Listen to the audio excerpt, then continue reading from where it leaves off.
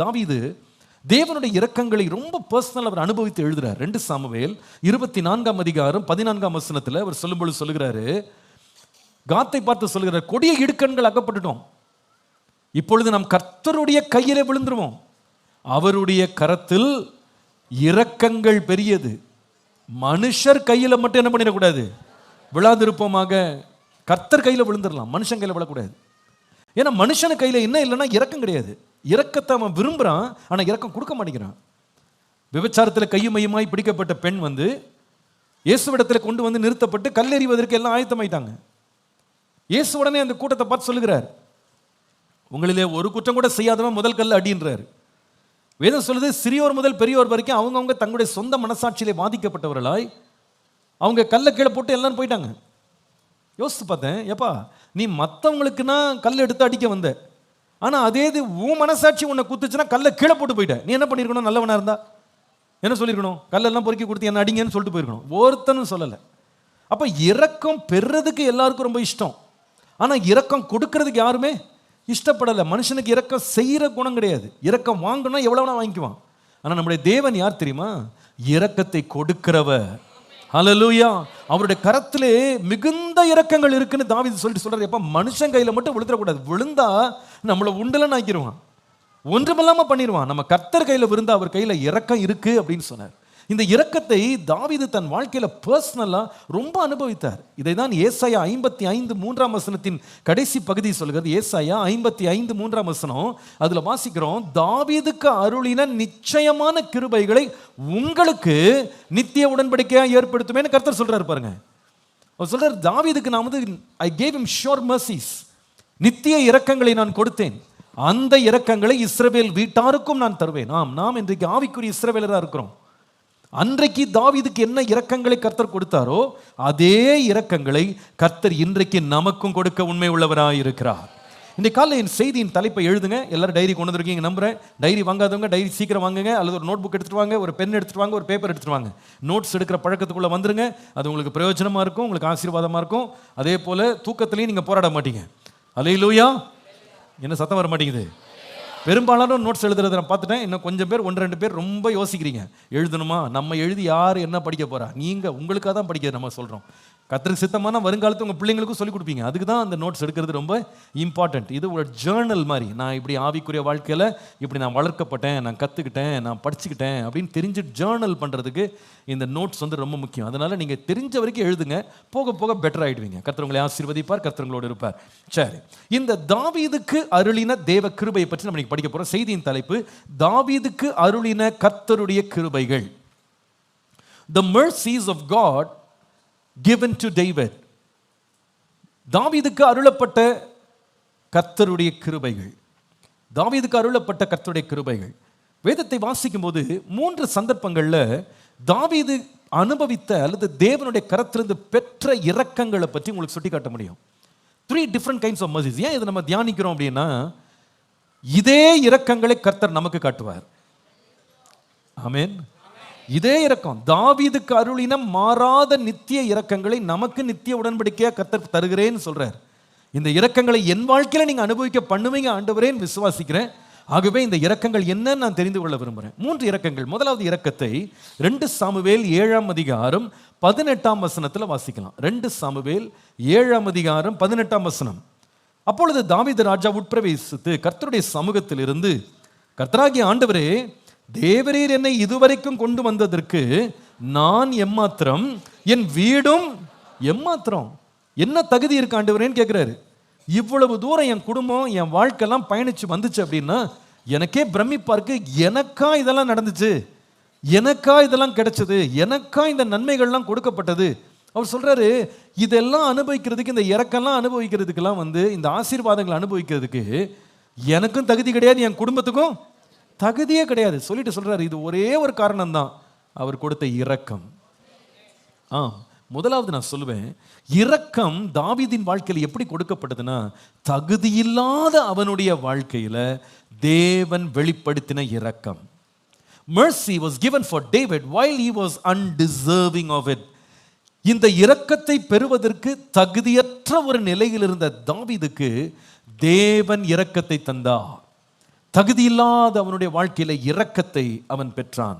கர்த்தருடைய பரிசுத்த நாமத்திற்கு மகிமை உண்டாவது. 2 சாமுவேல் 7ஆம் அதிகாரம் 8 முதல் 9 வசனங்கள்ல அங்கே ஆண்டவர் தாவீதை குறித்து சொல்லும் பொழுது அவனுக்கு கொடுத்த இரக்கங்களை பற்றி பேசுறாரு பாருங்க. அவர் சொல்லுகிறாரு, சேனைகளின் கர்த்தர் சொல்லுகிறது என்னவென்றால், நீ இஸ்ரவேல் என்கிற என் ஜனங்களுக்கு அதிபதியாயிருக்கும்படி, அதிபதியாய் தலைவனாய் இருக்கும்படி எங்கிருந்து உன்னை எடுத்தேன்னா, ஆடுகளின் பின்னே நடந்து கொண்டிருந்த உன்னை உன் ஆட்டு மந்தையை விட்டு என்ன பண்ண எடுத்தேன். அப்போ இவருடைய ஹிஸ்டரியை நீங்கள் போய் பின்னாடி போனீங்கன்னா, எப்பா இன்னைக்கு பெரிய அதிபதி மாதிரி உட்காந்துருக்கப்பா, நீ என்ன ராஜ குடும்பத்தில் பிறந்தியா, ராஜா குலமா, ராஜா கோத்திரமா, ராஜா ரத்தம் உனக்குள்ள ஓடுதான்னு கேட்டால் ஒன்றும் கிடையாதுங்க.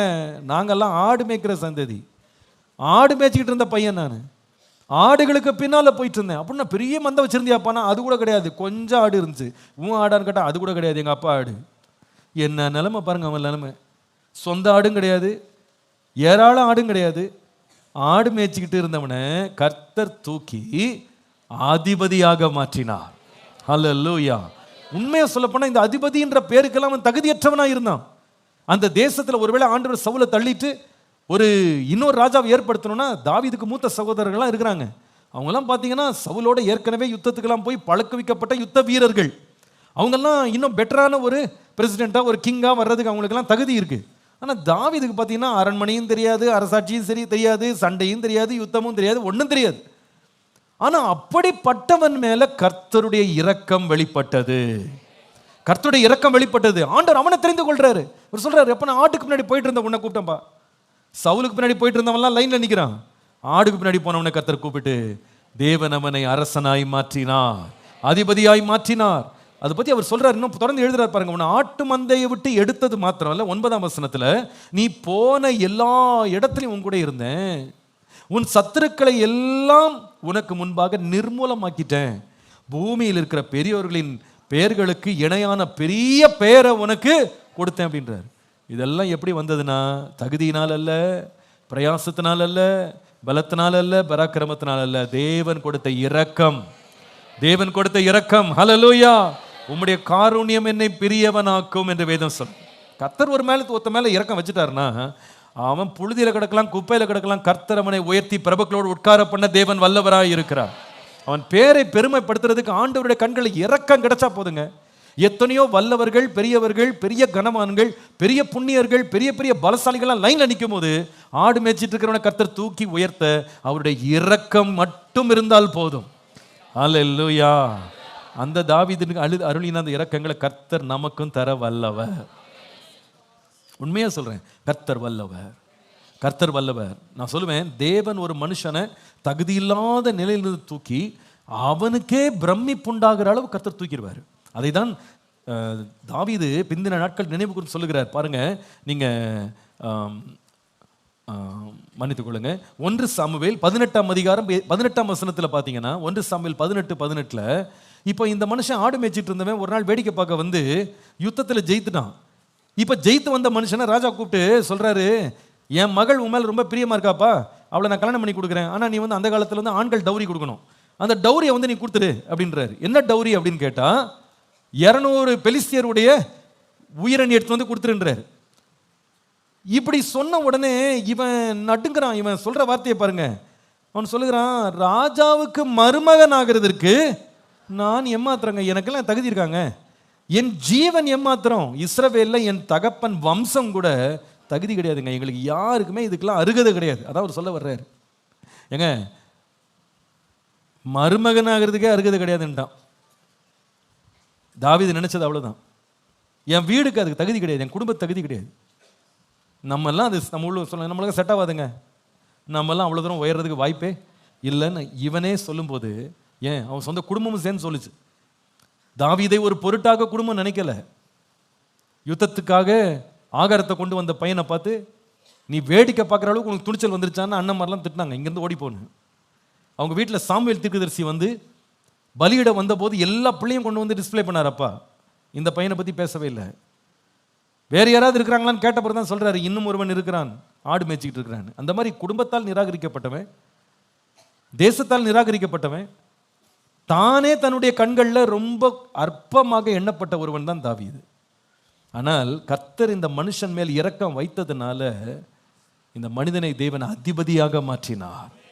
அதிபதியாக மாற்றினார். 136 சங்கீதம் 23 சொல்லுகிறது, நம்முடைய தாழ்விலே நம்மை நினைத்தவரை துதியுங்கள், அவர் கிருபை எப்ப நினைச்சாரா?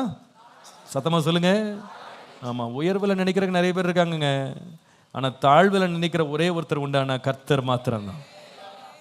தாழ்வில் நினைச்சு அவனை எட்டாத உயரத்தில் கொண்டு போய் உட்கார வைத்தவர் தேவன். நிறைய வெளியில் நம்முடைய வாழ்க்கையில் கூட கர்த்தர் நமக்கு எவ்வளோலாம் இரக்கம் காட்டி எவ்வளோ தூரம் கொண்டு வந்திருக்கிறார், எவ்வளோ உயர்த்திருக்கிறார், நம்ம நிறைய பேர் நினைக்கிறது இல்லை, யோசிக்கிறது இல்லை. 106 சங்கீதம் 7 இஸ்ரவேல் ஜனங்களை குறித்து சங்கீதக்காரன் எழுதும்போது சொல்லுகிறான், எங்கள் பிதாக்கள் எகிப்திலே உம்முடைய அதிசயங்களை உணரவில்லை, உம்முடைய கிருபைகளின் திரட்சியை நினைக்காம போயிட்டாங்க. அதில் விளைவு என்னன்னா, சிவந்த சமுத்திரத்தின் ஓரத்தில் கலகம் பண்ண ஆரம்பிச்சிட்டாங்க. இவங்க எல்லாம் பெற்ற நன்மைகள், ஆண்டு எவ்வளோ இரக்கம் கொடுத்து இவங்களெல்லாம் வழிநடத்தி வந்தார்ன்றதை மறந்துட்டாங்களாம், நினைக்கவே இல்லையா, யோசிக்கல, உணர்வே வரலையா, அதை ரியலைஸ் பண்ணவே இல்லை. எவ்வளவு தூரம் நான் ஆசீர்வதிக்கப்பட்டிருக்கிறேன்றதை உணரலை. நம்முடைய வாழ்க்கை திரும்பி பார்ப்போம்னா நம்ம நிச்சயமாக சொல்லுவோம், கர்த்தர் எனக்கு கொண்டு வந்த பாதை, எனக்கு கொடுத்த இரக்கங்கள்லாம் ரொம்ப பெருசு. நான் ஆரம்பித்த ஆரம்பம் ரொம்ப அற்பமானது, ஆனால் இரக்கத்தினாலேயே கர்த்தர் என்னை மேன்மைப்படுத்தி என்னை உயர்த்தினவர் என்னுடைய தேவன். ஹல்லேலூயா. எப்படி இரக்கம் பெறுறோம் அப்படின்னா, யாத்ராகமம் 33 வாசிக்கும் போது, யாத்ராகம் 33:19 அங்கே ஆண்டவர் சொல்லிட்டே போறாரு, எவன் மேல் கிருபையா இருக்க சித்தமா இருப்பேனோ அவன் மேல் கிருபையா இருப்பேன், எவன் மேல் இரக்கமா இருக்க சித்தமா இருப்பேனோ அவன் மேல். அப்போ இந்த செலக்ஷன் ப்ராசஸ் இருக்கு பாருங்க, யார்கிட்ட இரக்கமா இருக்கணும்ன்ற செலக்ஷன் நம்மகிட்ட இல்லை. நீங்க அப்ளிகேஷன் போடுறதுனால இல்லை, நான் அப்ளிகேஷன் போடுறதுனால இல்லை. கர்த்தர் திருசத்தம் கொண்டாராம், இவனை தெரிந்தெடுக்கணும், இவனை உயர்த்தணும், இவன் மேலே கிருபையா இருக்கணும், கர்த்தர் திட்டம் போட்டார். அதில் ரொம்ப வேடிக்கையானது என்னன்னா, ஆண்டவர் இரக்கம் காட்டணும்னு யாரை செலக்ட் பண்ணாருன்னு கேட்டால், எளிமையாக இருந்தான், குப்பையில் கிடந்தான், தூசியில் உட்காந்துருந்தான், அவனை பார்த்து எழுப்புப்பா, உனக்காக நான் என்ன வச்சிருக்கேன், பெரிய அரண்மனையை வச்சிருக்கேன், உனக்கு ஒரு பெரிய சிங்காசனத்தை வச்சிருக்கேன், கர்த்தர் எழுப்பி கூட்டு போனார். எதனால்னா இரக்கம் பெரியது, இரக்கம் பெரியது. இந்த வருஷம் விசுவாசிங்க, நித்திய கிருபையுடன் இறங்குமேன்னு சொல்ற வசனம் என் வாழ்க்கையில தாவீதுக்கு அருளின அதே இரக்கங்களை கர்த்தர் எனக்கு காட்டுவார்னு விசுவாசிக்கிறவங்க ஒவ்வொரு நாள் நம்புங்க, ஆண்டவரே என் தாழ்மையில் இருக்கிற என்னை கண்ணோக்கி பார்த்து உயர்த்த உம்மாலே கூடும். அந்த கிருபையை தாவீது கொடுத்தீங்க, எனக்கு அந்த கிருபையை தருவீங்க நான் விசுவாசிக்கிறேன். என் தகுதியினால் அல்ல, என் திறமையினால் அல்ல, எனக்கு இருக்கிற எல்லா விதமான ஞான வெளிப்பாடுகளால் அல்ல, உம்முடைய இரக்கத்தை நான் நம்பி நிற்கிறேன். உம்முடைய இரக்கத்தினால் நான் பெரியவனாவேன், உம்முடைய காருண்யம் என்னை பெரியவனாக்கும். கர்த்தரனை மேன்மைப்படுத்த வல்லவர். ஹல்லேலூயா. ஏனென்றால் அவர் அவ்வளவு இரக்கம் உள்ளவர். ஒரு முறை அலெக்சாண்டர் த கிரேட் என்று சொல்கிற மாமன்னன், அலெக்சாண்டர் மாமன்னன் ஒரு முறை தன்னுடைய சேவகனோடு ஒரு ரோட்டில் அப்படி நடந்து போய் கொண்டிருந்தான் அவன் நாட்டில். இவர் கிரேட் அலெக்சாண்டர்னு இரவு நேரத்தில் இருட்டில் சரியா உங்களுக்கு ஜனங்களுக்கு கண்டுபிடிக்க முடியல. அப்போ அந்த ரோட்டு ஓரமாக ஒருத்தன் ஒரு பிச்சைக்காரன் ஒரு பாத்திரத்தை எடுத்து அவருக்கு நேரம் அப்படி உயர்த்தி, எனக்கு இறக்கம் காட்டுங்க, எனக்கு பிச்சை போடுங்கன்னு தூக்குனாங்க. உடனே அலெக்சாண்டர் த கிரேட் தன்னுடைய பாக்கெட்டில் கையை விட்டு 2 தங்க காசு எடுத்து போட்டாராம், அப்படியே 2 தங்க காசு. அப்போ இது பக்கத்தில் நடந்து வந்துட்டு இந்த சேவகன் இதை பார்த்துட்டு கொஞ்சம் தூரம் தள்ளோன்னு கேட்டானா, அலெக்சாண்டர், கிரேட் அலெக்சாண்டர், அவன் பிச்சைக்காரன் தானே, அந்த பிச்சைக்காரனுக்கு 2 செப்பு காசு போட்டா போதாதா, அதுக்கு போய் 2 தங்க காசு போய் போட்டிருக்கீங்க அப்படின்னா அலெக்சாண்டர் சொன்னாரா, எப்பா 2 செப்பு காசு பிச்சைக்காரனுடைய தகுதிக்கு தகும், ஆனால் தங்க நாணயம் என்பது என்னுடைய இரக்கத்திற்கு தகும்னு சொன்னாராம். நம்மளை ஆண்டவர் ஆசீர்வதிக்கிறது நம்ம தகுதியினால் அல்ல, அவர் கொடுத்த இரக்கத்தினால. ஹல்லேலூயா. நம்ம தகுதி 2 செப்பு காசு வாங்குற கூட தகுதி கிடையாது, எதையும் பெற தகுதி கிடையாது, நாம வெறும் மண்ணுன்னு தான் கர்த்தர் நினைவு கூறுறார். ஆனால் நம் மேல வைத்த இரக்கம், அவர் அவ்வளவு தயாளமானவர். ஹல்லேலூயா. அதனால் நம்முடைய சத்தத்தை கேட்ட உடனே அவர் எப்படி ஒரு செப்புல இல்லைங்க, தங்கத்துல தான் போடுறார். அவர் நாம் நினைப்பதற்கும் வேண்டிக் கொள்வதற்கும் மிகவும் அதிகமாய் செய்கிற தேவன் நம்முடைய தேவன். இந்த ஏழை கர்த்தரை நோக்கி கூப்பிட்டான், கர்த்தர் அவன் வேண்டுதலுக்கு செவி கொடுத்தார். இரக்கத்தை கர்த்தர் காண்பிக்க பண்ணுவார். யாருக்கு இரக்கம்? இந்த தாவீதுடைய வாழ்க்கையில் எப்படிப்பட்ட இரக்கம் என்று கேட்டா, தகுதியே இல்லைங்க என் வாழ்க்கையில, தேவரீர் என்னை கொண்டு வந்ததற்கு நான் எம்மாத்திரம், என் வீடு எம்மாத்திரம்.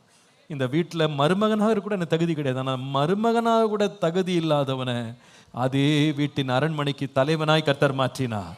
ஹல்லேலூயா. வலியோரை தள்ளினார், தாழ்ந்தோரை உயர்த்தினார், எளிமையானவர்களை மேன்மைப்படுத்தினார், மேன்மையானவர்களை கீழே தள்ளினார். உங்கள் அழைப்பையும் உங்கள் தெரிந்தெடுப்பையும் யோசித்து பாருங்க. 1 கொரிந்தியர் 1 பவுல் சொல்கிறார், ஞானிகள் அநேகர் இல்லை, பிரபுக்கள் அநேகர் இல்லை, பலவான்கள் அநேகர் இல்லை. இந்த உலகத்தில் பைத்தியமாய் தெரிந்தவர்கள், இழிவானவர்கள், பலவீனர்களை தேவன் மகிமையடையும்படி தெரிந்து கொண்டார். ஆமா, நிச்சயமா நம்புங்க, இந்த வருஷம் என்னுடைய தகுதியின்படி அல்ல, அவருடைய இரக்கத்தின்படி கர்த்தரனை உயர்த்துவா. தகுதியே இல்லாத எனக்கு தாவீதுக்கு அருளிய மாறாத இரக்கங்களை காண்பிக்கிற ஒரு நல்ல தேவன் நம்முடைய தேவன். ஹல்லேலூயா. அவருடைய இரக்கம் மட்டும் நம்ம மேல பிரகாசிட்டா போதும். நம்முடைய பின்னணி அல்ல, பக்க பலம் அல்ல, மனுஷ பலம் அல்ல, மனுஷனுடைய ஒத்தாசைகள் அல்ல. கர்த்தர் ஒருவராய் நின்று தயவினால் இரக்கத்தினால் உயர்த்த வல்லவராய் இருக்கிறார். தாவீதுக்கு அருளிய இரக்கம் எப்படிப்பட்டது? தகுதி இல்லாத மனுஷன் மேல அவனே எதிர்பார்க்கல, அவனே யோசிக்கல, கற்பனை பண்ணல, நினைத்து பார்க்கல. ஆனா கர்த்தர் அவனை மேன்மைப்படுத்தினார்.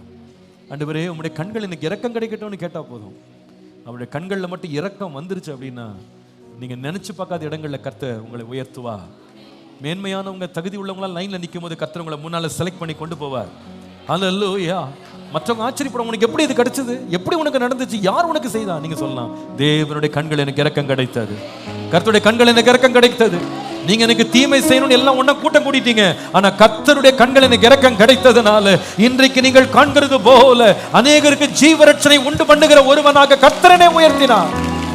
ஹல்லேலூயா.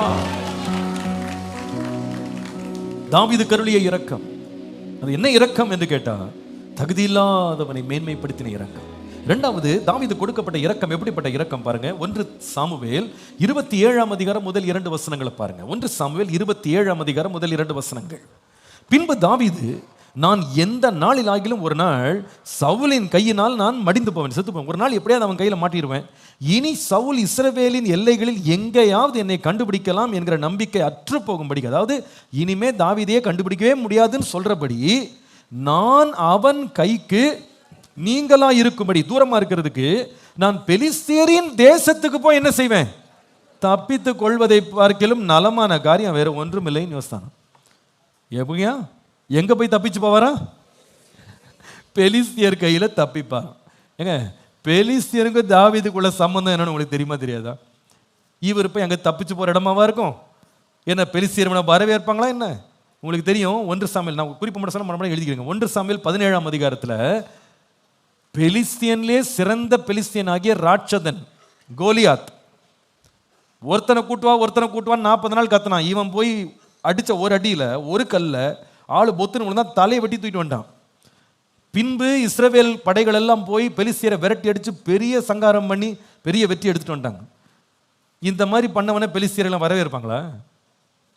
தங்களுடைய பெஸ்ட் மேனை காலி பண்ணாங்க இந்த ஒரு பையன். 18ஆம் அதிகாரத்துக்கு வந்தீங்கன்னா, இப்போ நான் ஏற்கனவே சொன்னேன் பாருங்க, சவுல் ராஜா சொல்றாரு, என் பொண்ணை கொடுக்குறேன், ஆனா நீ ஒரு டவுரி கொடுக்கணும் என் பொண்ணுக்கு. என்ன டவுரின்னு கேட்டா 200 தலை உருளணும்ன்றார். 200 பெலிஸ்தியரை கொல்லணும். வேதம் சொல்லுது, தாவீது போய் 200 பெலிஸ்தியரை கொண்டுட்டு வந்திருக்கான். 1 சாமுவேல் 18:27 படிக்கலாம். அதை 200 பேரை கொண்டுட்டு வந்திருக்காங்க. 200 பெலிஸ்டைன்ஸ். இதோட நிறுத்தினான பெலிஸ்தியருக்கு பண்ண நாசத்தை. 1 சாமுவேல் 23ஆம் அதிகாரம் 1ஆம் வசனத்திலிருந்து வாசித்தீங்கன்னா, ஒரு ஊர் இருக்கு, அது பேர் கேகிலா. எல்லாம் சொல்லுங்க, என்ன ஊரு? கேகிலான்னு ஒரு ஊர் இருக்கு. அந்த ஊர்ல இருக்கிற யூதர்களுக்கு இந்த பெலிஸ்தியர் ரொம்ப தொல்லை கொடுக்குறாங்க. அவங்க என்ன பண்றாங்கன்னா, அவர்களுடைய களஞ்சியங்கள், அதாவது அவங்க வயல்ல விவசாயம் பண்ணி அவங்க அறுவடை செஞ்சு சேர்த்து வைக்கிறாங்களே களஞ்சியங்கள், ஸ்டோர் ஹவுஸ், இந்த களஞ்சியத்தில் தானியத்தை சேர்த்து வச்சா இந்த பெலிஸ்தியர் வர வேண்டியது எல்லாத்தையும் திருட வேண்டியது, எடுத்துட்டு போயிட்டே இருக்க வேண்டியது. இதனால பயங்கர நஷ்டம், பெரிய பிரச்சனைகள் வருது. இதை தாவீது கேள்விப்பட்ட உடனே என்ன பண்றாருன்னா, ஒரு பெரிய கூட்டத்தை எடுத்துக்கிட்டு இவர்களை முறியடிக்கிறதுக்கு கிளம்புறாரு. கர்த்தரும் போய் யுத்தம் பண்ணுன்னு 2 முறை சொல்லிட்டாரு. ஜனங்கள்லாம் பயந்தா கூட இவன் பயப்படாம போய் யுத்தம் பண்ண போனான். அதோட விளைவு என்னன்னு கேட்டீங்கன்னா, 5ஆம் வசனத்துல பார்த்தா, தாவீது தன் மனுஷரை கூட்டிக் கொண்டு கேகிலாவுக்கு போய் பெலிஸ்தியரோடு யுத்தம் பண்ணி அவர்களில் எவ்வளவு பேரு, நம்பரே போடல. ஃபர்ஸ்ட் 1, அப்புறம் 200, இப்போ நம்பரே கிடையாது. அநேகம் பேரை வெட்டி அவர்கள் ஆடு மாடுகளை ஓட்டி கொண்டு போனானா. இவ்விதமாய் கேகிலா குடிகளை ரட்சித்தான். இப்படிப்பட்ட பெலிஸ்தியரை ஜெயண்ட்டை கொண்டவன், 200 பேரை கல்யாணத்துக்குன்னு கொண்டவன், அதுக்கப்புறமா கேகிலாவில் போய் சண்டை போட்டு அநேக பெலிஸ்தியரை வெட்டி போட்டவனை பெலிஸ்தியர் நாடு வரவேற்குமா? வரவேற்காது. ஆனா இங்க நம்ம வாசித்த கதையை கொஞ்சம் யோசித்து பாருங்க, ஆச்சரியமா இருக்குது. 1 சாமுவேல் 27:1 வாசித்தோம். அதுல சவுல் விரட்டுறாராம், அவர்கிட்ட இருந்து தப்பிச்சுக்கிறதுக்கு தாவீது திட்டம் போடுறாராம். என்னவா, பெலிஸ்தியர் நாட்டில் போய் தஞ்சம் புக போறாராம். தன்னுடைய இருதயத்தில் இதை தவிர தப்பிக்கிறதுக்கு வேற இடம் இல்லைன்னு யோசிச்சுட்டு வேதம் சொல்லுது 600 பேரோட கிளம்பிட்டான் அந்த பெலிஸ்தியர் நாட்டுக்கு போய் தஞ்சம் புகிறதுக்கு. இவர் போய் அப்ளை பண்றாரு, ரெஃப்யூஜி ஸ்டேட்டஸ் கொடுங்க, உங்க நாட்டில் நான் வந்து தங்கணும் அப்படின்னு ரெஃப்யூஜி ஸ்டேட்டஸ் கேட்டது மாத்திரம் இல்லைங்க. 5ஆம் வசனம் பார்த்தா இந்த ஆக்கீஷ்ன்றது அந்த நாட்டினுடைய ராஜா. ஆக்கீஷ்ன்றது காத்துடைய ராஜா, பெலிஸ்தியருடைய ராஜா. காத்துன்றது மறந்துடாதீங்க, கோலியாத்துடைய ஊர், சொந்த ஊர் காத். இந்த ஊரில் இருக்க ராஜாட்ட இவர் பெட்டிஷன் கொடுக்குறாரு. என்ன பெட்டிஷன்னா, நாங்கள் வர்றோம், நானும் வர்றேன், கூட ஒரு 600 பேர் வர்றோம், சிக்லாகன்னு ஏதாவது ஒரு ஊரில் நீங்கள் சொல்கிறேன், நானே வாசித்தரலாம் பாருங்க. உம்முடைய கண்களில் எனக்கு தயை கிடைக்குமானால் நான் வாசம் பண்ணும்படி நாட்டில் உள்ள ஊர்களில் ஒன்றில் எனக்கு இடம் தாரும். என்னங்க இது பேச்சு? 100கணக்காக பெலிஸ்தியரை கொண்டு போட்டு இவர் அந்த ஊரில் இடம் கேட்குறாரு, கொடுப்பாங்க? இது எப்படி இருக்குன்னா, ஒசாமா பின் லாடன் ட்ரம்ப்புக்கு ஃபோன் பண்ணி, நானும் என் குடும்பமாக வர்றோம், ஒரு டூர் பண்ணலான் இருக்கோம், ஒயிட் ஹவுஸ் பக்கத்தில் ஏதாவது இடம் கிடைச்சா கொஞ்சம் இடம் கொடுங்கன்னு கேட்டால் விடுவாங்களா? விடுவாங்க? வா, உன்னை துண்டு துண்டாக வெட்டி பக்கத்தில் என்ன பண்ணுவோம், புதைச்சிட்டு வேணா செலிப்ரேஷன் வைக்கிறோன்னு சொல்லுவாங்க. விடுவாங்களங்க உயிரோட? தான் நாட்டு மக்களை கொன்னவனை எதிரியாக தானே பார்ப்பாங்க, எவனையாவது உயிரோட விடுவானா? ஆனால் இங்கே பாருங்க, கோலியாத்தை கொண்டுட்டு 200 பெலிஸ்தியரை கல்யாணத்துக்குன்னு கொண்டுட்டு கேலியாவில் வந்து எண்ணிக்கைக்கே அடங்காத மக்களை வந்து அநேகம் பேரை வெட்டி போட்ட ஒருத்தன் இந்த நாட்டுக்குள்ளே வர்ற, எனக்கு இடம் கொடுங்கன்னு சொன்னால் அங்கே நடக்கிற வேலையை பாருங்க. 7ஆம் வசனத்தில் 6ஆம் வசனத்தில், அப்பொழுது ஆக்கீஸ் அன்றைய தினம் சிக்லாகை அவனுக்கு கொடுத்தான். 7ஆம் வசனம், தாவீது பெலிஸ்தியரின், எந்த நாட்டில்? இஸ்ரவேல் நாட்டில் இல்லை, எந்த நாடு? பெலிஸ்தியரின் நாட்டிலே 1 வருஷமும் 4 மாசமும் குடியிருந்தான். இது நடக்குமாங்க? இது நடக்குமா? நடக்காது. ஆனால் நடந்துச்சு. எப்படி நடந்துச்சுன்னு கேட்டா, தேவன் கொடுத்த இரக்கத்தினாலே. 2வது எழுதுங்க, God gives mercy from the undesirable people. நமக்கு பிடிக்காத, விரும்பாத, ஐக்கியப்பட விரும்பாத மக்கள் இடத்தில் இருந்து கூட தேவன் இரக்கத்தை தர வல்லவர். நம்மை பிடிக்காத மக்கள், நம்மை விரோதிக்கிற மக்கள், நம்மை கொன்று போடணும் நிற்கிற மக்கள், நமக்கு தீங்கு செய்யணும் நினைக்கிற மக்கள், அவர்களிடத்திலேயே கர்த்தர் என்ன செய்ய முடியும்னா இரக்கத்தை நமக்காக உண்டு பண்ண முடியும். நமக்காக இரக்கத்தை உண்டு பண்ண முடியும். நம்ம இரக்கம் பெறதுக்கு ஆண்டவர் வசதி செய்வார். இது தாவீது கொடுத்த ஆண்டவருடைய கிருபை, அவனுக்கு கிடைத்த இரக்கங்கள். அவர் சொல்றாரு, சவுல் கொண்டு போடுவான்ட்டு எங்க போய் வேற ஏதோ ஒரு நாட்டுக்கு ஓடிந்தா பரவாயில்ல, ஏற்கனவே விரோதத்தை சம்பாரிச்ச நாட்டுக்குள்ள போனா வரவேற்று நாடே கொடுக்குறாங்களாம். ஒரு பட்டணத்தை கொடுத்து இங்கே இருப்பான்னு 1 வருஷம் 4 மாசம் எதிரி நாட்டில் தங்க வச்சிருக்காங்க பாருங்க. இது நான் வாசிக்கும் போது எனக்கு ஒன்று புரியுது. கர்த்தர் மட்டும் ஒருத்தன் இறக்கம் காட்டணும்னு நினைச்சிட்டாருன்னா அவன் சத்ருவை வச்ச கர்த்தர் அவனுக்கு சாப்பாடு போடுவார். கர்த்தர் சத்ருவை வச்சு அவனுக்கு பாதுகாப்பு கொடுப்பார். சத்ருவே மனம் மாறி என்ன செய்வான்? இரக்கம் செய்வான். பழி வாங்காமல் இரக்கம் செய்வான்.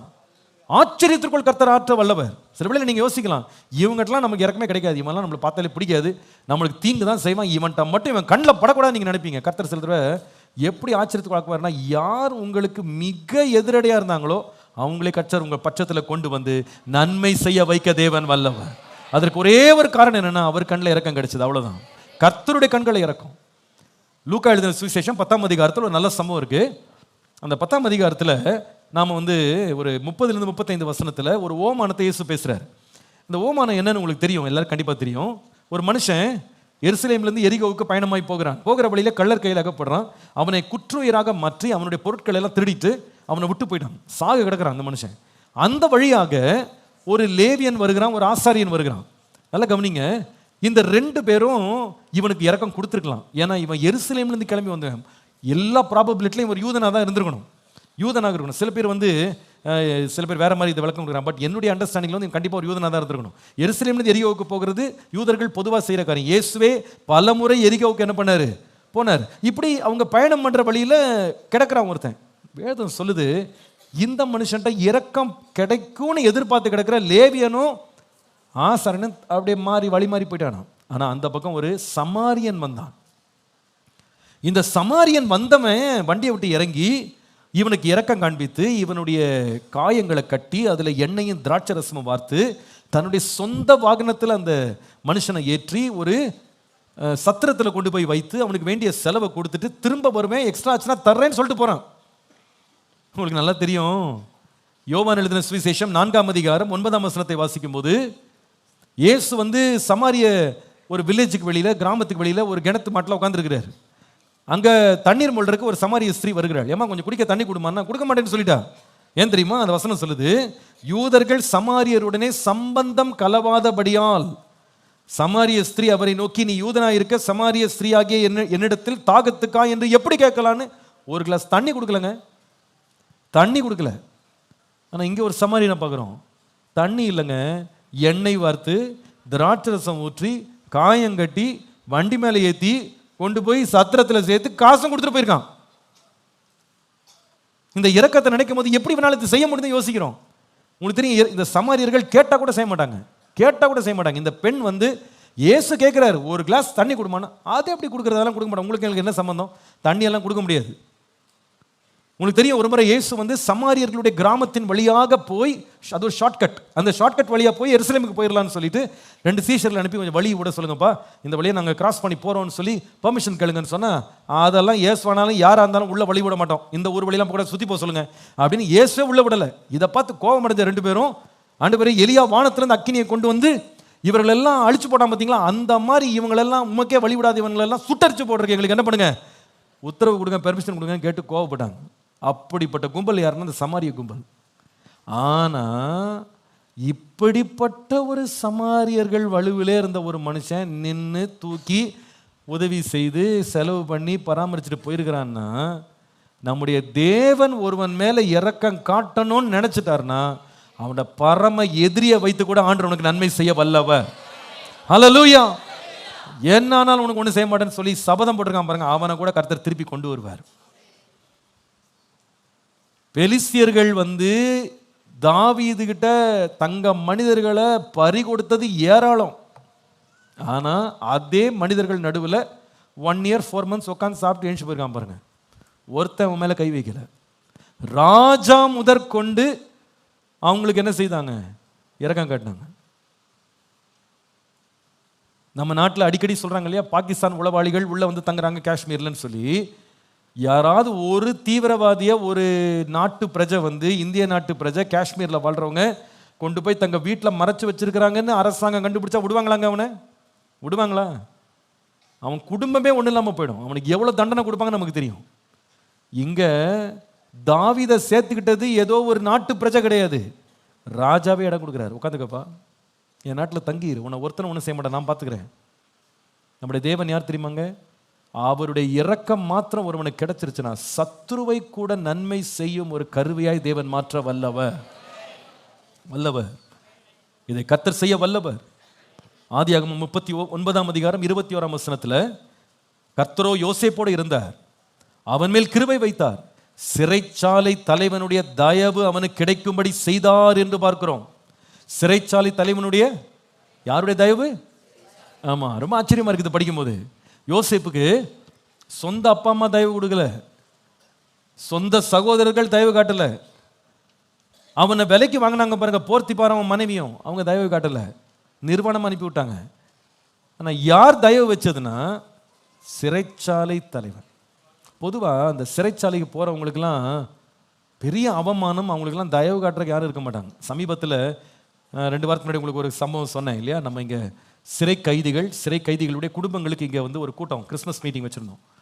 அப்போ அதில் சில பேர் தங்களோட வாழ்க்கையின் சரிதைகளை பகிர்ந்து கொண்டாங்க. அதில் ஒரு அம்மா அவங்க அழுது கண்ணீர் வடிச்சுட்டு சொல்கிறாங்க, அவங்க சென்னையில் தான் இருக்காங்க.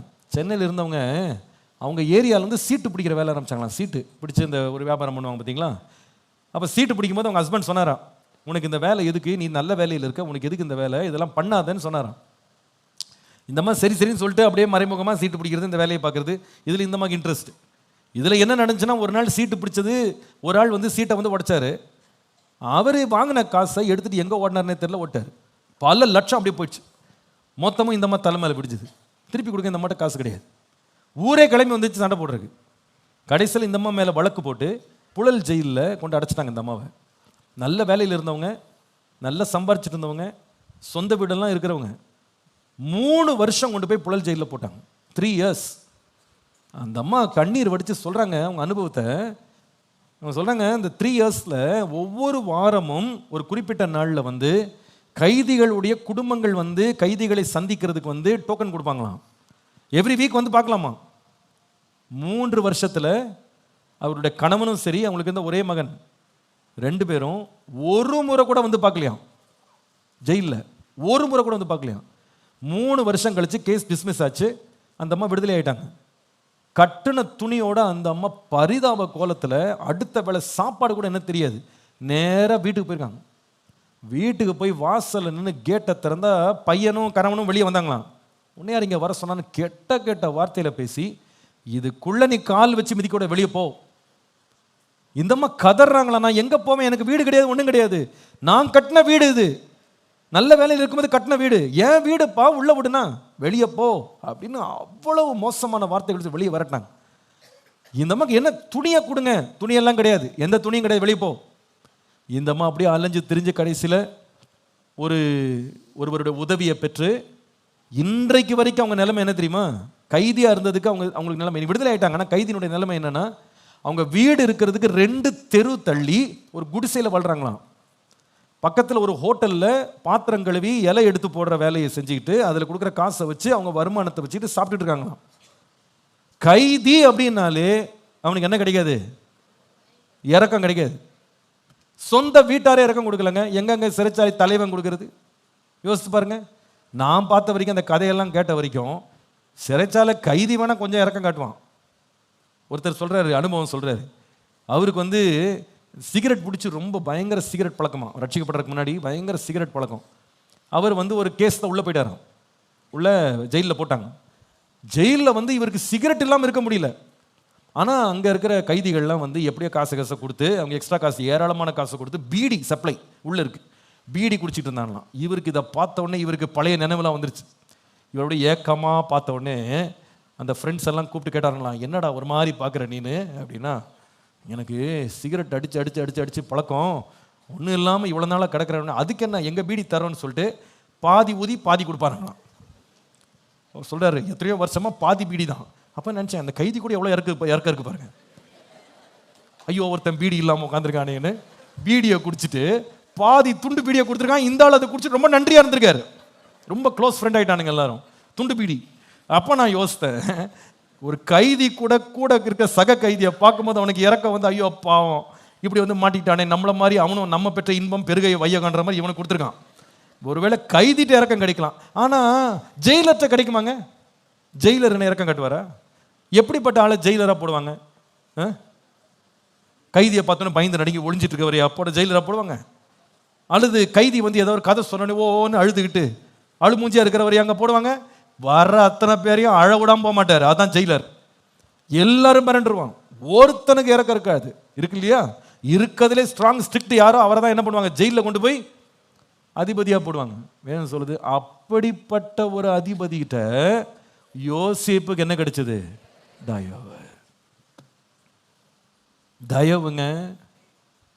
கர்த்தருடைய கண்களில் மட்டும் நமக்கு இரக்கம் கிடைச்சிருச்சுன்னா நமக்கு தயவு செய்யும் உதவி செய்யும் யாரை வேணா கர்த்தர் பயன்படுத்துவார். தாவீதே சவுல்கிட்ட போய் ஒளிஞ்சு எங்கப்பா ஓடன அப்படின்னா, நான் கொன்னேன் பாருங்க நிறைய பெலிஸ்தியன், அவன் தான் இடம் கொடுத்தான். எங்கள் கோலியாத்தையே கொண்டவர் இவர், ஆனாலும் பரவாயில்ல உள்ள இருந்துக்கோ. 1 வருஷம் 4 மாசங்க இடம் கொடுத்து தங்க வச்சு உயிரோட வெளியே அனுப்பியிருக்கானுங்க. இது எப்படி வந்தது தெரியுமா? கர்த்தர் கொடுத்த தயவு. உங்கள் வாழ்க்கையில் மனுஷன் கையில் விழாமல் கர்த்தர் கையில் விழுந்தா, நம்ம வாழ்க்கையில் நமக்கு எதிர்த்து வருகிறவர்களை கூட கர்த்தர் நம் பட்சத்தில் திருப்ப தேவன் வல்லவர். என்னுடைய வாழ்க்கையில் எங்கள் குடும்பத்தில் நம்ம சபையில் நடந்த ஒரு சாட்சி. சில ஆண்டுகளுக்கு முன்பாக தகப்பனார் கர்த்தருக்குள்ளே நித்திரை அடைந்தாங்க. அப்போ அவர்களுடைய அடக்க ஆராதனைக்காக பண்ண ஆயத்தங்களில் இத்தனை 1000 பேரை கூப்பிட்டுட்டு நம்ம வந்து வெளியே போகாமல் இங்கே ஒரு அடக்கம் பண்ணிடலான்னு சொல்லி திட்டம் பண்ணி எல்லாம் ஆயத்தம் பண்ணிட்டோம். எல்லாம் செய்ய வேண்டிய அத்தனை பேப்பர் ஒர்க்கும் முடிச்சாச்சு. அங்கேருந்து அதிகாரிகள் எங்களுக்கு அவ்வளோ சாதகமாக எல்லாம் செய்கிறோம், உங்களுக்கு உதவி செய்கிறோம், உங்களுக்கு செய்யாமலாம் அப்படி இப்படின்னு சொல்லி பேசி எல்லாம் சரி பண்ணியாச்சு.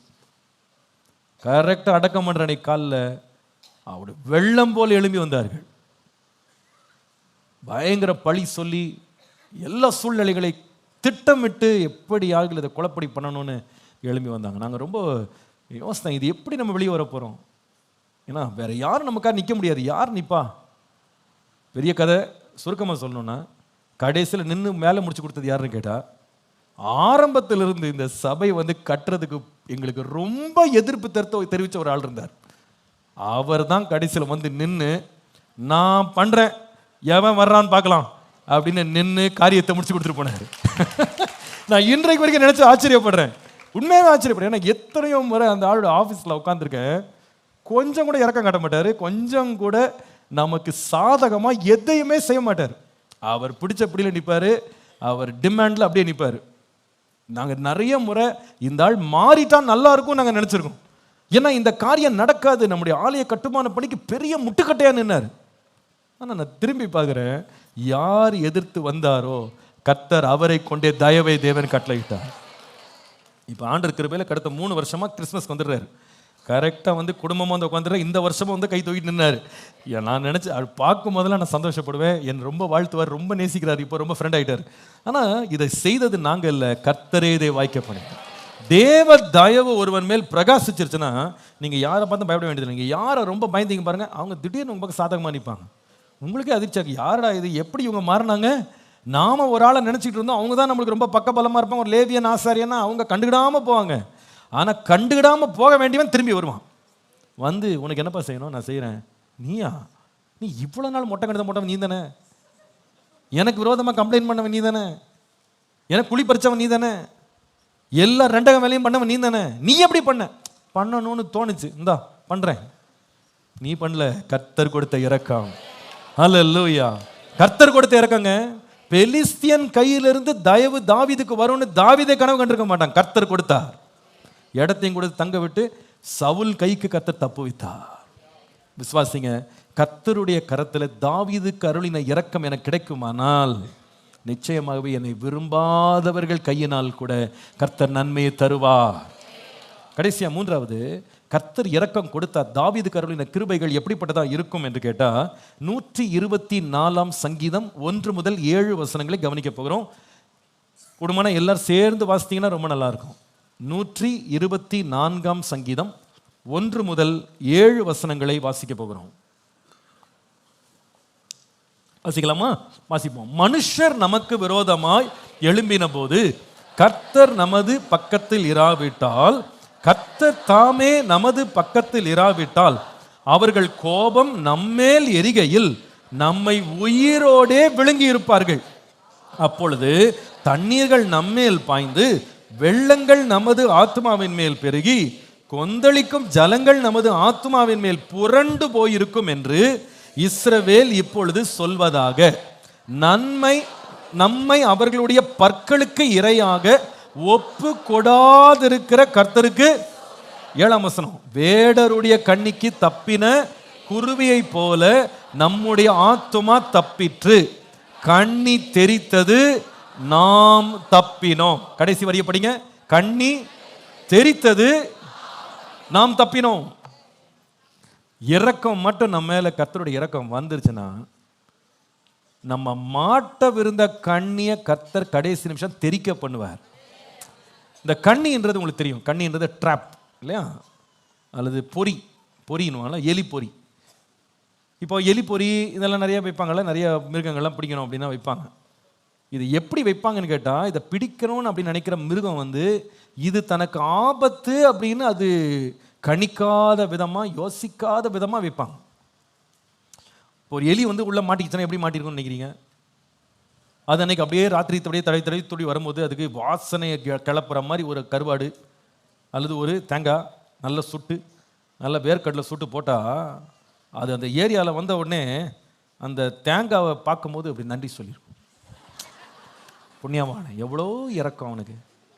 யாருமே இந்த நாட்களில் மனுஷன் மிருகமாக மாறிட்டு இருக்கான். எவனோ ஒருத்தன் நல்ல மனுஷனாக இருந்திருக்கான், நம்மளுக்கு சுட்டுலாம் வச்சுருக்கானே அப்படின்னு பார்பக்யூன்னு நினச்சி அது தேங்க் பண்ணிவிட்டு அப்படி வாயை வச்சுருக்கோம். டமால்னு ஒரு சவுண்டு கேட்டிருக்கோம். என்னன்னு பார்த்தா, party is over, food festival closed, அவ்வளோதான், முடிஞ்சிச்சு, உள்ள மாட்டிச்சு. இப்போதாங்க வாய் வச்சு, அதுக்குள்ளே க்ளோஸ் ஆகிட்டு. இப்போ ஃபெஸ்டிவல் மற்ற வெரைட்டிலாம் அவ்வளோ முடிஞ்சு போச்சு, லைஃபே முடிஞ்சு போச்சு. அடுத்து உனக்கு கோணி தான். அவருடைய வாழ்க்கையே. வெளிநாட்டிலலாம் பார்த்தீங்கன்னா இங்கே நம்ம ஊரில் சீஸ் எல்லாம் ரொம்ப விலை, அங்கெல்லாம் சீஸ் ரொம்ப சீப். நிறைய சீஸ் எல்லாரும் சீஸ் தான். அதனால அவங்க வந்து இந்த எலி பொறிக்கு வந்து சீஸ் தான் வைப்பாங்க. அது வந்து பார்த்தீங்கன்னா கிளிப்பு மாதிரி இருக்கும், அடிச்சா தலை பிச்சுக்கிட்டு போயிடும், சுத்தமாக நசுங்கி நொறுங்கிடும். அந்த சீஸை பார்த்தா நான் யோசித்து பார்த்தேன், இந்த எலி எவ்வளோ நேரம் ஸ்தோத்திர பாட்டு பாடியிருக்கும். எவ்வளோ நல்லவங்க, ஃப்ரெஷ்ஷாக சீஸ்லாம் வச்சுருக்காங்க அப்படின்னு சாப்பிட்டு ஸ்தோத்திரம்னு இருக்கும், அவ்வளோதான். அடுத்த நிமிஷம் பரதேசியில் தான். இல்லை இல்லை சும்மா சொன்னேன். பட் லைஃபே இதான் பொறின்றது என்னன்னா, அது வந்து கொஞ்சம் கூட கெஸ் பண்ண முடியாது. இதில் நமக்கு ஆபத்து இருக்கு, பிரச்சனை இருக்கு, இதில் நமக்கு பெரிய ஒரு இக்கட்டு இருக்குன்னு தெரியாத விதமாக அழகாக மூடிடுறது தான் வந்து என்னது பொறி. இப்போ ஒருத்தவர் வந்து மீன் பிடிக்க தூண்டில் போடுறாரு, அதில் புழு அப்படியே துடிச்சிட்டு இருக்கும்போது மீன் என்ன நினைக்குங்க, இந்த நடு ஆற்றுல இப்படியெல்லாம் புழு வந்து இப்படி நிற்கணும்னு கடவுள் நியமிச்சிருக்கார் போல இருக்கு அப்படின்னு நினச்சி நல்லா ஒழுங்கி உள்ள சவைக்கலான்னு போகும்போது வேற யாரோ சவைக்கிற மாதிரி ஆயிரும், முடிஞ்சு போச்சு. அதுக்குள்ளே என்ன இருக்கு, ஒரு கொக்கி, வெளியே தெரியாது. இதான் வந்து கண்ணி அல்லது பொறி. அவர் சொல்கிறாரு, தாவீது சொல்கிறாரு, எனக்கு தெரிலங்க, எனக்கு பொறி வச்சிருக்கான்னு எனக்கு தெரில. ஒரு பறவையை பிடிக்கிறதுக்கு எப்படி பொறி செட் பண்ணுவாங்களோ, ஒரு மிருகத்தை பிடிக்க பொறி செட், அந்த மாதிரி இவனுங்க என்ன வாழ்க்கையை முடிக்கிறதுக்குன்னு பொறி செட் பண்ணியிருக்கானுங்க. தெரியாமலே நான் வெகுளியாக போயிருக்கேன். ஆனால் தேவனுடைய இரக்கம் என் மேலே இருந்ததுனால மாற்றுறதுக்கு முன்னாலே பொறி க்ளோஸ் ஆயிடுச்சு. உள்ளே போகிறதுக்கு முன்னாடி டப்பா என்ன ஆயிடுச்சு, க்ளோஸ் ஆயிடுச்சு. அடிச்சு ஓடனாம பாருங்க ஓட்டம். கடைசி நிமிஷத்தில் கர்த்தர் வந்து உண்மையை வெளிப்படுத்தினாரு. தோற்றத்தை பார்த்து நான் நம்பிட்டேன், பேச்சை கேட்டு நம்பிட்டேன். இந்த ஆட்கள்லாம் நல்லவர்கள் நம்பி நான் கையை வச்சுட்டேன், எல்லாம் வாக்குறுதி கொடுத்துட்டேன், எல்லாம் ரெடி பண்ணிட்டேன். பக்கத்தில் போனாதான் ஆண்டவர் தயவா உண்மை வண்ணத்தை வெளிப்படுத்தி காட்டினார். தப்பிச்சேன். கண்ணி தெரிச்சதுனால தலை தப்பிச்சு, என் வாழ்க்கை தப்பிச்சு, என் வருங்காலம் தப்பிச்சது. கர்த்தர் என் மேல காட்டின இரக்கம். ஹல்லேலூயா, ஹல்லேலூயா. 1 சாமுவேல் 23ஆம் அதிகாரம் 9 முதல் 13 இந்த காரியம் அப்படியே தாவீதின் வாழ்க்கையிலே நடந்தது. என்ன அப்படின்னு பார்த்தீங்கன்னா, தாவீதுக்கு ஒரு செய்தி வந்தது. என்ன செய்தி அப்படின்னு கேட்டா, சவுல் கேகிலாவுக்கு வந்து தாவீது நிமித்தமாக பட்டணத்தையே அழிச்சிட்டு தன்னை பிடிச்சிட்டு போறதுக்கு திட்டம் போட்டிருக்கான்னு இவருக்கு நியூஸ் வருது. இந்த மாதிரி சவுல் ராஜா திட்டம் போட்டு சுத்திட்டு வர்றாரு அப்படின்னு. ஆனால் இது வந்து ஹியர்ஸே, இது காதால கேட்ட கதை, உண்மையான்னு தெரியல, உண்மையாவே நடக்க போதான்னு தெரியல. ஏன் இவரால் நம்ப முடிஞ்சிருக்க வாய்ப்பு இல்லை அப்படின்னா, இந்த கேகிலா இருக்கு பாருங்க, 1ஆம் வசனத்திற்கு கொஞ்ச நேரத்துக்கு தான் வாசித்தோம். இந்த கேகிலால வந்து பெலிஸ்தியர்கள் வந்து பெரிய பிரச்சனை பண்ணி இவங்களுடைய எல்லா ஆகாரத்தையும் எடுத்துட்டு போனதை தாவீது இறங்கி என்ன பண்றாருன்னா, பெலிஸ்தியரோட யுத்தம் பண்ணி இந்த கேகிலா உள்ள மக்களுக்கு பெரிய ரட்சிப்பை கொடுக்குறாரு. அப்போ பொதுவாக இப்போ என்ன நினைக்க தோணும், நம்ம இவ்வளோ நன்மை செஞ்சிருக்கோம் இந்த ஊருக்கு, இந்த ஊர்லாம் நம்மளை காட்டி கொடுக்காது, நம்மளை பிடிச்சி கொடுக்காது, நம்மளுக்கு பாதுகாப்பாக வைப்பாங்க, நம்ம அரணா இருப்பாங்க, நம்பி இருப்பார் போல இருக்கு. அப்போ இந்த மாதிரி செய்தி வரும்போது இவருக்கு என்ன இது, அப்படிலாம் நடக்க வாய்ப்பு இல்லையே, கண்டிப்பாக இந்த மக்கள் நம்மளெல்லாம் ஏமாற்ற மாட்டாங்க, நம்ம இவ்வளோ நன்மை செஞ்சுருக்கோம், கண்டிப்பாக பிரதிபகரம் செய்வாங்க, நம்ம அவங்களெல்லாம் ரட்சித்து பெலிஸ்தியர் கையிலேருந்து காப்பாற்றிருக்கிறோம், நமக்கு நன்மை தான் நடக்கும்னு இவர் ரொம்ப நினச்சிட்டு. ஆனால் நியூஸ் வருது, என்னமோ சரியில்லை ஏதோ வர மாதிரி பிரச்சனை வர. உடனே இவர் என்ன பண்ண, கர்த்தர்ட்ட போயிடலாம், கர்த்தர்ட்ட கேட்கலான்னு சொல்லி கர்த்தர்ட்ட கேட்க போறாரு. வேதம் சொல்லுது, கர்த்தர்ட்ட போய் கேட்கும்போது கர்த்தர் என்ன சொல்லுகிறார் பாருங்களேன். நீங்க 10ஆம் வசனத்தில், இஸ்ரவேலின் தேவனே கர்த்தாவே, சவுல் கேகிலாவுக்கு வந்து என் நிமித்தம் பட்டணத்தை அழிக்க வருகை தேடுகிறான் என்று உமது அடியானாகிய நான் நிச்சயமாய் கேள்விப்பட்டேன். கேகிலா பட்டணத்தார் என்னை அவன் கையில் ஒப்பு கொடுப்பார்களோ? உம்முடைய அடியான் கேள்விப்பட்டபடி சவுல் வருவானோ? இஸ்ரவேலின் தேவனாகிய கர்த்தாவே, இதை உமது அடியானுக்கு தெரிவிக்க வேண்டும் அப்படின்னு சொன்னா, கர்த்தர் சொன்னாரா, கண்டிப்பா வரான், அவன் வருவான் அப்படின்னு கர்த்தர் உடனே சொல்லிட்டாராம். இது சீக்ரெட்டான மிலிட்டரி பிளாட் இது. ஆனால் ஆண்டவர் சொல்றாரு அவன் வருவான். அதுக்கு உடனே கேட்கறது இவரு, சரி அவன் வரட்டும், ஆனால் கேகிலா பட்டணத்தார் என்னையும் என் மனுஷரையும் சவுல் கையில் ஒப்பு கொடுப்பார்களோ? திருப்பி கேட்கிறாரு. ஏன்னா இவருக்கு சந்தேகம், அவன் வந்தா கூட இந்த ஜனங்களுக்கு நம்ம நன்மை செஞ்சதுனால நமக்கு அரவணைப்பா இருப்பாங்கன்னு நினைச்சா என்ன நிச்சயமா பிடிச்சி கொடுத்துருவாங்களா அப்படின்னு கேட்டா, கர்த்தர் சொல்றாரு ஒப்பு கொடுப்பார்கள், தெரிஞ்சுக்கோ போ அப்படின்றாரு. இதை கேட்டோன்னு அவங்களால கொஞ்ச நேரத்தில் நம்பி இருக்க முடியாது. ஆனால் கர்த்தர் சொல்றாரு, இதுக்கு பின்னாடி கண்ணி உனக்கு தெரியல, எல்லாம் நல்லவன் போல் நாடகம் போட்டுட்டு இருக்கான், பார்க்கும் போதெல்லாம் தேங்க்யூன்றான், உனக்கு பாராட்டு விழாலாம் நடத்திட்டு இருக்கான், நீ ரட்சகர்னு அவன் பாட்டு பாடிட்டு இருக்கான், கேர்ஃபுல்லாக இரு, பிடிக்கிறதுக்கெல்லாம் கண்ணி ரெடியாக வச்சிருக்கான், உன்னையும் உன் கூட இருக்க 600 பேரையும் பிடிச்சி யார்கிட்ட கொடுப்பாங்க? சவுல்கிட்ட கொடுப்பாங்கன்னு கர்த்தர் சொன்ன உடனே 13ஆம் வசனம் பாருங்க. தாவீதும் ஏறக்குறைய 600 பேராகி அவன் மனுஷரும் எழும்பி கேகிலாவை விட்டு புறப்பட்டு போகக்கூடிய இடத்திற்கு வேற ஒரு இடத்துக்கு போயிட்டாங்களாம். தாவீது கேகிலாவிலிருந்து தப்பி போனான் என்று சவுலுக்கு அறிவிக்கப்பட்ட போது தான் புறப்படுகிறதை, அல்லேலூயா, இவர் ஸ்கீம் பண்ணி புறப்படுறதுக்கு முன்னாடி ஆண்டு கண்ணியை தெறிக்க விட்டார். நம்முடைய தேவன் கண்ணில் இரக்கம் இருக்குமானால் நமக்கு சதி செய்து நம்ம வாழ்க்கையினுடைய நன்மையை கெடுக்கணும்னு சதி வேலை பார்த்து அந்த ரங்கத்தில் ஒளிப்படத்தில் நமக்கா கண்ணியையும் பொறியையும் வைக்கிறவங்க திட்டத்திலிருந்து கர்த்தர் நம்மை விடுவிக்க வல்லவர். நிறைய பேர் நாம் ரொம்ப வெகுளியாக இருக்கிறோம் இல்லையா? கண்டது அப்படியே நம்பிடுறோம், பேச்சை அப்படியே நம்பிடுறோம் இல்லையா? we fall for looks so many times. ஐயோ, காட்சியில் அப்படியே மயங்கி விழுந்துடுறோம். பேச்சை கேட்டால் தேன் பாயுது காதின்லையே பாஸ்டர், அவ்வளோ இனிமையாக பேசுகிறாங்க. கண்டிப்பாக அவங்க பொய்யே சொல்ல மாட்டாங்க, அவங்க உண்மையாக தான் சொல்லுவாங்க, நல்லவங்களா இருக்கிறாங்க. அப்படி நம்ம உடனே நம்பிடுறோம். நீ நிறைய வாலிப பிள்ளைங்களை பார்க்குறேன், சோஷியல் மீடியாவில் எதுவும் வந்துச்சுன்னா அதான் உண்மை, ஃபோட்டோ போட்டால் தான் உண்மை, அவங்க கொடுக்குற டிக்ளரேஷன் அப்படியே 100க்கு 100 நம்புகிறாங்க. ஒருத்தர் எனக்கு ஹெலிகாப்டர் சொந்தமாக இருக்குன்னு கூட நம்பிடுவாங்க. பக்கத்துலேருந்து ஃபோட்டோ எடுத்து இது இந்த ஹெலிகாப்டர் இருந்து தான் அப்படின்னா உடனே நம்புகிறாங்க. எதை வேணாலும் நம்புறதுக்கு எல்லாருமே ரெடியாக இருக்கிறாங்க. அந்த மாதிரி உலகம் தான் இன்னைக்குள்ள உலகம். இன்னைக்கு பிள்ளைங்க உஷாரா இல்லை, ரொம்ப வெகுளியாக இருக்கிறாங்க. எதையுமே நம்புவதற்கு பிள்ளைங்க ரெடியாக இருக்காங்க. இயேசு சொன்னார், நீங்கள் புறாக்களை போல கபடு இல்லாமல் இருக்கணும், இன்னசென்ட்டாக இருக்கணும். அதே நேரத்தில் பாம்பை போல எப்படி இருக்கணும், ஷார்ப்பாக இருக்கணும். should be wise like serpents. பாம்பை போல நீங்கள் வினா உள்ளவர்களாய் ரொம்ப உஷாராக இருக்கணும். நிறைய பேர் உஷாராக இருக்க தெரியல. சில வேளையில் நான் பார்த்துருக்கேன், பெரிய பெரிய அட்வர்டைஸ்மெண்ட் போட்டு பெரிய பெரிய நிறுவனங்களுக்கு தங்களை காமிச்சு இவ்வளோ முதலீடு பண்ணுங்க உங்களுக்கு இத்தனை லட்சம் திரும்ப கிடைக்கும்னு சொல்லி எவ்வளோ படித்தவங்களாம் ஏமாந்துருக்காங்க தெரியுமா? ஆசை வார்த்தைகளை சொல்லி. விசேஷமாக இந்த கோவிட்ல பல லட்சத்தை இழந்தவங்க இருக்காங்க. எனக்கு தெரிஞ்ச ஒரு குடும்பம் இருக்குது. அந்த குடும்பம் ஆன்லைனில் அந்த சகோதரன் அவர் அட்வர்டைஸ்மெண்ட் பார்த்து பார்த்து பார்த்து பார்த்து நீங்கள் இதில் முதலீடு செஞ்சீங்கன்னா ஸ்டாக் எக்ஸ்சேஞ்சில் வந்துடுவீங்க, அதில் வந்துடுவீங்கன்னு சொல்லி எவ்வளோ முதலீடு செஞ்சார் தெரியுமா? 1.25 கோடி 1.25 கோடி முதலீடு செய்து வீட்டுக்கே தெரியாது. அங்கே வாங்கி இங்கே வாங்கி இங்கே வாங்கி அங்கே வாங்கி கொடுத்து வீட்டை இழந்து நிற்கிறார். மொத்த வீடு சொத்துக்கத்தை எல்லாம் இழந்தாச்சு. எல்லாம் விற்று கடனை அடைக்கிறதுக்கு ட்ரை பண்ணிட்டாங்க, இன்னும் முடியலை. அவர்கிட்ட கேட்டேன், இவ்வளோ படிச்சிருக்கீங்களே, இவ்வளோ படிச்சிருக்கீங்க, நீங்கள் இவ்வளோ நல்ல தகுதியில் இருக்கீங்க, நல்ல பின்னணியில் வளர்ந்தவங்க, நீங்கள் எப்படி ஏமாந்தீங்க அப்படின்னு கேட்டால், அதான் தெரில பாஸ்டர். அவ்வளோ அழகாக பேசுவாங்க என்கிட்ட, அவ்வளோ அழகாக பேசுனாங்க, அவ்வளோ அழகாக டாக்குமெண்ட் அனுப்புனாங்க, எல்லாம் உண்மை நம்பினேன். அத்தனையும் ஃபேக், அத்தனையும் ஃப்ராட். மொத்த காசையும் வாங்கிட்டு ஆள் எங்கே போனானே தெரில, அந்த அக்கௌண்ட்டே கிடையாது, மொத்த காசும் போச்சு. இன்னைக்கு நம்ம கூட நிறைய பேர் இந்த வெளுத்ததெல்லாம் பால் நம்பிடுறோம் இல்லையா? Just believe every thing, it's true. ஏன்னா அந்த அளவுக்கு ப்ரெசன்டேஷன் இருக்குது, அந்த அளவுக்கு கிளைம்ஸ் இருக்குது, இதெல்லாம் பார்க்கும்போது உண்மை அப்படின்னு நம்பிடுறோம். We fall for it. தாவீதுக்கு அன்னைக்கு இந்த கேகிலா மக்கள்லாம் இந்த மாதிரி தன்னை பிடிச்சு கொடுப்பாங்கன்னு அவங்களால நம்ப முடியல. 2 முறை கேட்குற ஆண்டவர்கிட்ட, இந்த மக்கள் என்ன பிடிச்சு கொடுப்பாங்களா? அவங்களுக்கு நன்மை செஞ்சனே, அவங்களை ரட்சித்தனே, அவங்களுக்கு உதவி செஞ்சனே, இவங்களா சவுல் பக்கம் சாய்வாங்க, நான் தானே அவங்களுக்கு உதவி செஞ்சேன். கர்த்தர் சொல்றாரு, கண்டிப்பாக அவனை பிடிச்சு கொடுக்க போறாங்க. கர்த்தர் மாத்திரம் அன்னைக்கு சொல்லலை, அன்றைக்கு அவன் சவுல் கையில் சிக்கியிருப்பான். அதான் எழுதுகிறான், கண்ணி தெரிச்சுது, நாங்கள் தப்பினோம். கர்த்தருடைய கிருபையை மட்டும் நீங்கள் பிடிச்சிக்கிட்டீங்கன்னா கர்த்தருடைய இரக்கம் என்ன செய்யும்னா, உங்களுக்கு முன்பாக மிக சாதுரியமாக மிக தந்திரமாக கண்ணியில சிக்க வைக்கிறதுக்கு அவங்க போட்ட எல்லா பொறிகளையும் கர்த்தர் காலத்துக்கு முன்பாக வெடிக்கும்படி செய்வார். உண்மை வண்ணத்தை கர்த்தர் உங்களுக்கு காண்பிப்பார். உண்மையான நபர் அவங்க யார் அப்படின்றத கர்த்தர் வெளிப்படுத்துவார்.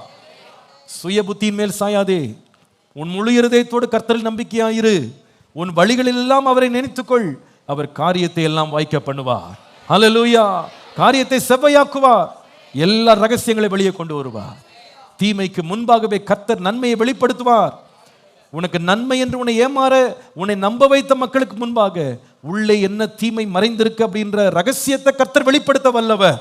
அதனால் நீங்கள் ஒரு நாள் ஆண்டவரை ஸ்தோத்திரம் பண்ணுவீங்க, ஆண்டவரே நீங்கள் மட்டும் இந்த நிமிஷத்தில் எனக்கு வெளிப்படுத்தலை, இந்த குழியில் நான் விழுந்திருப்பேன், இந்த பொறியில் சிக்கியிருப்பேன், என் வாழ்க்கையே போயிருக்கோம். ஆனால் நீங்கள் என்னை காக்கிற தேவன், என்னை இது வரைக்கும் காத்தீர், நான் சொல்லுவேன், எப்படிப்பட்ட இரக்கம் தாவீதுக்கு வெளிப்படுத்தப்பட்டது என்று சொன்னால், ரகசியங்களை வெளிப்படுத்துவதன் மூலமாக தேவன் காண்பித்த இரக்கம்.